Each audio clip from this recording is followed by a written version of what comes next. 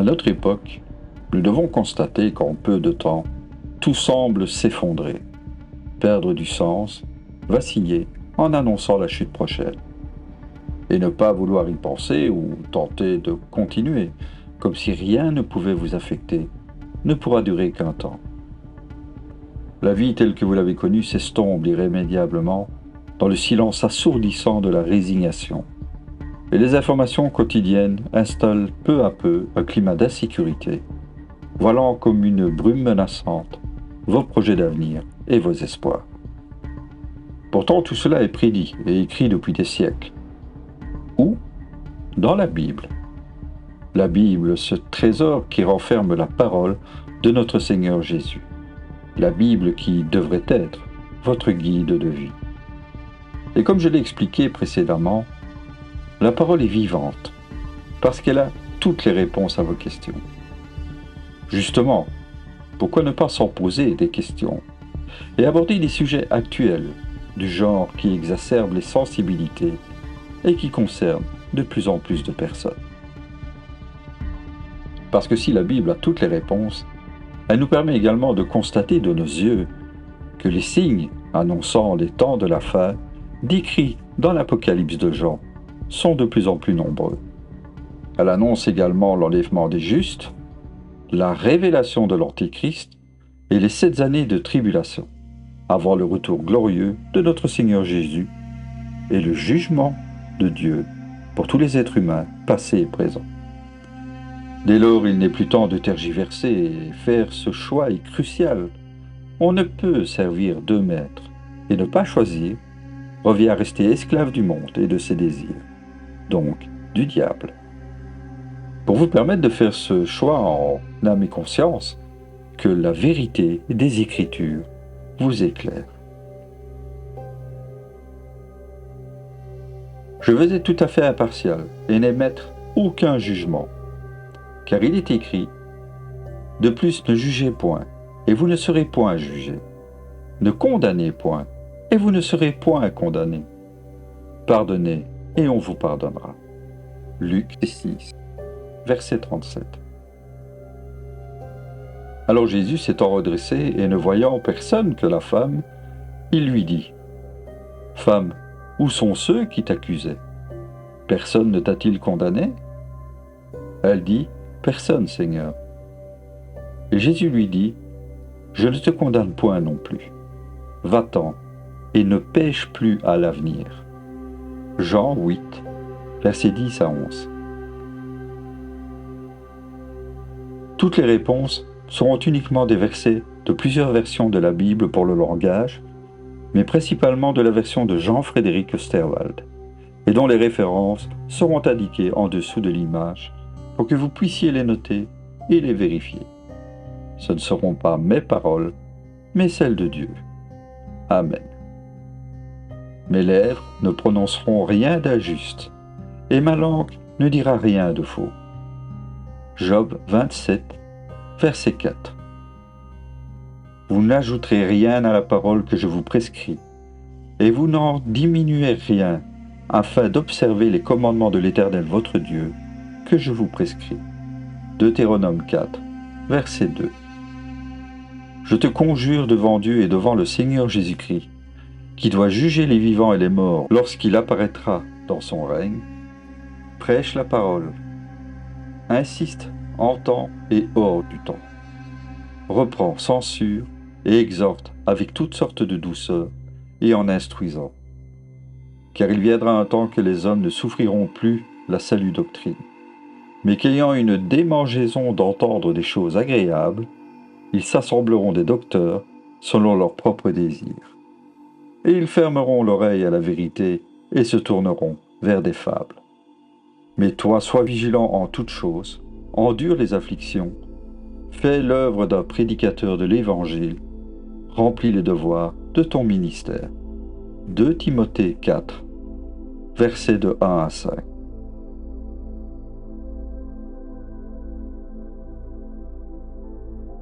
Permettez-moi ce petit préambule avant de commencer. La clé primordiale de notre humanité est le libre arbitre, le libre choix. Cette liberté qui nous a été donnée par Dieu dans son infinie sagesse, est un immense privilège qui détermine à lui seul notre responsabilité dans nos décisions, nos actes, et implique notre obligation d'en assumer les conséquences.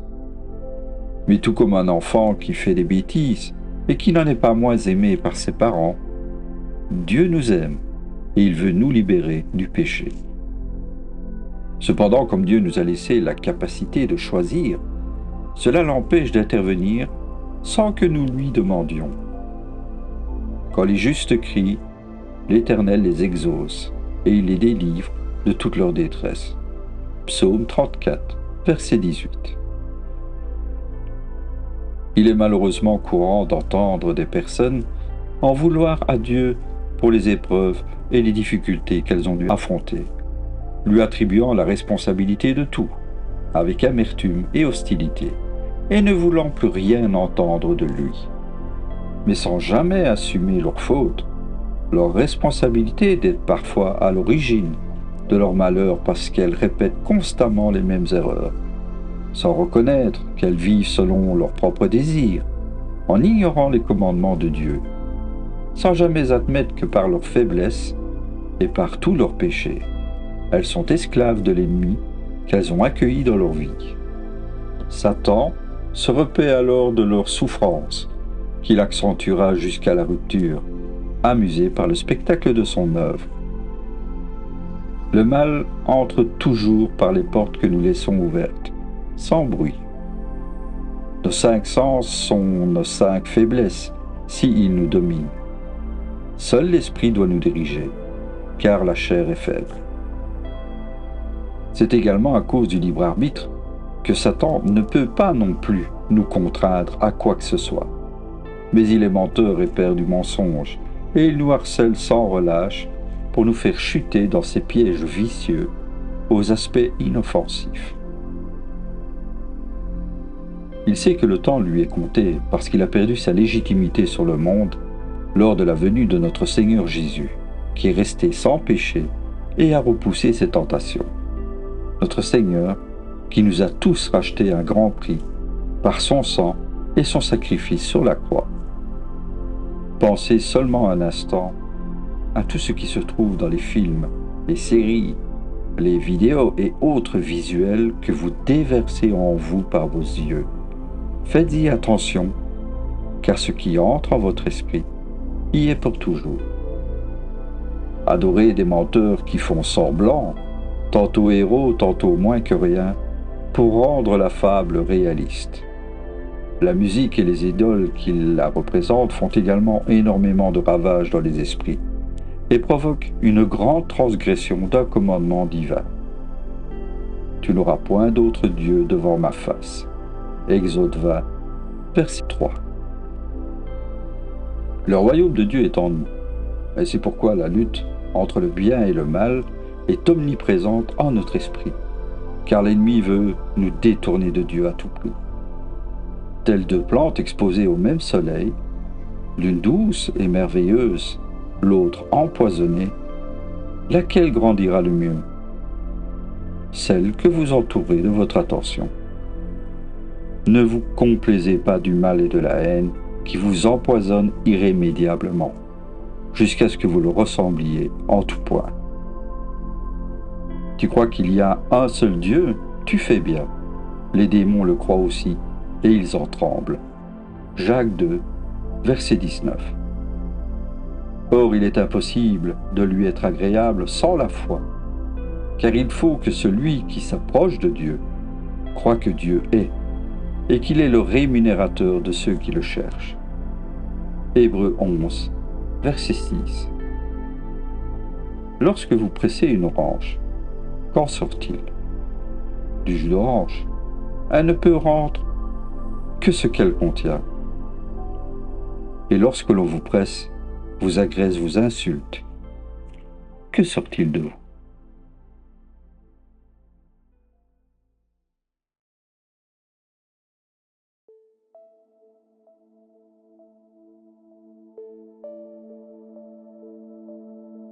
La loi des hommes interdit toute discrimination fondée sur une vingtaine de critères tels que l'âge, l'orientation sexuelle, le handicap, la religion, l'origine nationale ou l'identité de genre.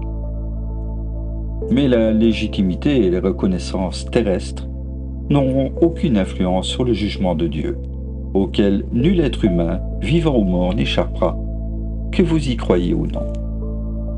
Comment voulez-vous vous présenter à votre Seigneur lors du jugement?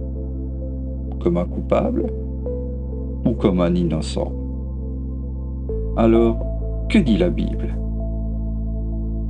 N'aimez point le monde, ni les choses qui sont dans le monde. Si quelqu'un aime le monde, l'amour du Père n'est point en lui. Car tout ce qui est dans le monde, savoir la convoitise de la chair, la convoitise des yeux et l'orgueil de la vie, ne vient point du Père, mais du monde. 1 Jean 2, versets 15 à 16. C'est pourquoi Dieu les a laissés suivre des désirs qui les couvrent de honte.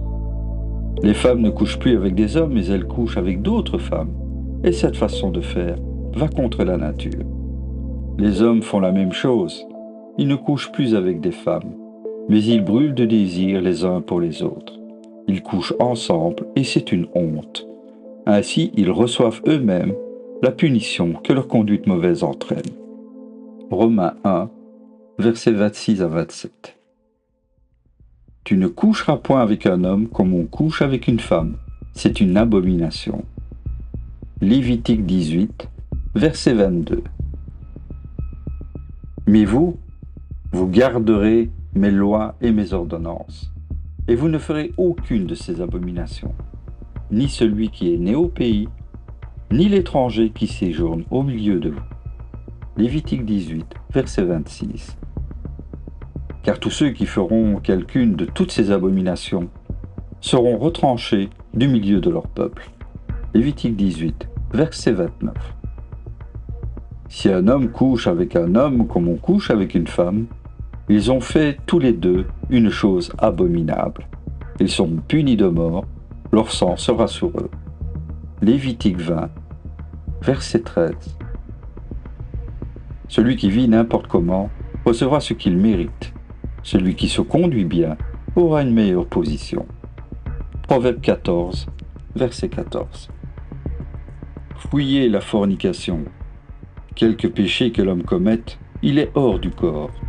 Mais celui qui commet la fornication pêche contre son propre corps.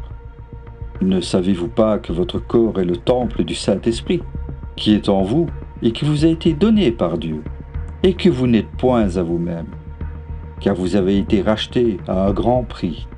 Glorifiez donc Dieu en votre corps et en votre esprit, qui appartiennent à Dieu. 1 Corinthiens 6, versets 18 à 20. Ne vous abusez point, car on ne se joue point de Dieu. Car ce que l'homme aura semé, c'est ce qu'il moissonnera aussi. Celui qui sème pour sa chair, moissonnera de la chair la corruption. Mais celui qui sème pour l'esprit, moissonnera de l'esprit la vie éternelle. Galates 6, versets 7 à 8. Je vous le dis donc, marchez selon l'esprit, et vous n'accomplirez point les désirs de la chair. Galates 5, verset 16. Or ceux qui sont à Christ ont crucifié la chair avec ses passions et ses convoitises. Galates 5, verset 24. C'est pourquoi ceux qui sont dans la chair ne peuvent plaire à Dieu. Romains 8, verset 8. Ainsi, mes frères, nous ne sommes point redevables à la chair pour vivre selon la chair. Car si vous vivez selon la chair, vous mourrez. Mais si par l'Esprit vous mortifiez les œuvres du corps, vous vivrez. Car tous ceux qui sont conduits par l'Esprit de Dieu sont enfants de Dieu. Romains 8, versets 12 à 14.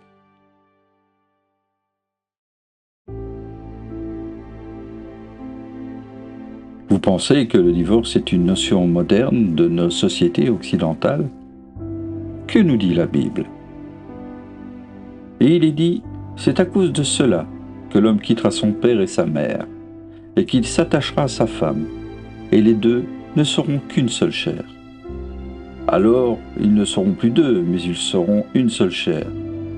Que l'homme ne sépare donc point ce que Dieu a uni. » Ils lui dirent: « Pourquoi donc Moïse a-t-il commandé de donner la lettre de divorce quand on veut répudier sa femme ?» Il leur dit: « C'est à cause de la dureté de votre cœur que Moïse vous a permis de répudier vos femmes. Mais il n'en était pas ainsi au commencement.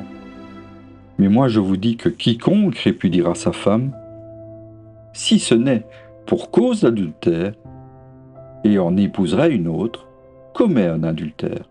Et celui qui épousera celle qui a été répudiée, commet aussi un adultère. » Matthieu 19, versets de 5 à 9. Mais moi je vous dis que quiconque regarde une femme pour la convoiter, il a déjà commis l'adultère avec elle dans son cœur. Matthieu 5, verset 28. Le mariage est honorable entre tous, et le lit sans souillure, mais Dieu jugera les fornicateurs et les adultères.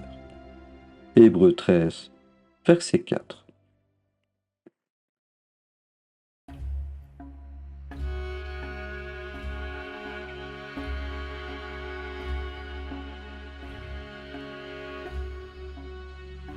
Se tuer ou s'ôter la vie, la Bible nous répond sans aucune équivoque: « Tu ne tueras point. » Exode 20, verset 13. Car quiconque aura observé toute la loi, s'il vient à pécher dans un seul commandement, il est coupable, comme s'il les avait tous violés. Jacques 2, verset 10.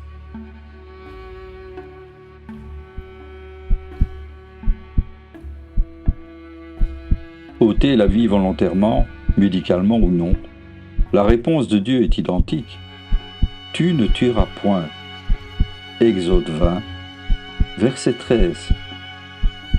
Et concernant l'argument « c'est mon corps, c'est mon choix », la Bible nous rappelle ceci: vous ne vous appartenez pas à vous-même. 1 Corinthiens 6, verset 19.